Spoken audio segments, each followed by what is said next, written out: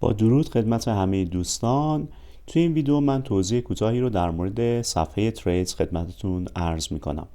برای رفتن به صفحه تریدز شما باید از نوار سمت چپ بر روی تب تریدز کلیک کنید و وارد صفحه تریدز بشید.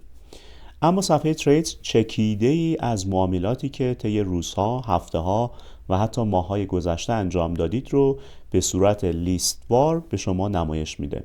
کافیه که شما به سمت پایین صفحه اسکرول داون کنید تا بتونید معاملات بیشتری رو مشاهده کنید از تاریخچه معاملات خودتون. اما تو صفحه تریس ما چه چیزی رو میبینیم؟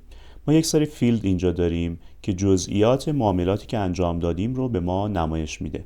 به عنوان مثال در سطر اول من میتونم ببینم که در روز 25/11 ساعت 17:44 من یک پوزیشن رو باز کردم، معامله رو انجام دادم و روز 26/11 یعنی یک روز بعد از این معامله خارج شدم و مدت زمان ترید من 8 ساعت و 47 دقیقه بوده و ارزی که معامله کردم رو به من نمایش میده.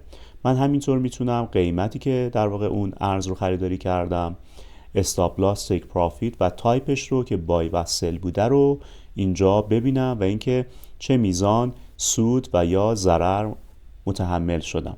همینطور از گوشه سمت راست من دو تا آیکان دیلیت و ادیت رو میبینم که از اینجا میتونم در صورت نیاز ترید خودم رو تغییر بدم. به عنوان مثال من اگر روی این خودکار کلیک بکنم صفحه ادیت ترید پاپ آپ میشه و من میتونم جزئیات این ترید رو در صورت نیاز تغییر بدم و بعد از ایجاد تغییر به پایین صفحه برم و بر روی تب سابمیت کلیک کنم تا این تغییرات در ترید من اعمال بشه.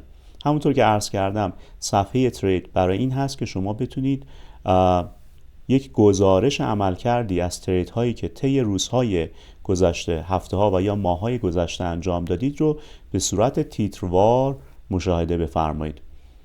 ازتون متشکرم که تریدر هاب رو انتخاب کردید و براتون آرزوی موفقیت دارم.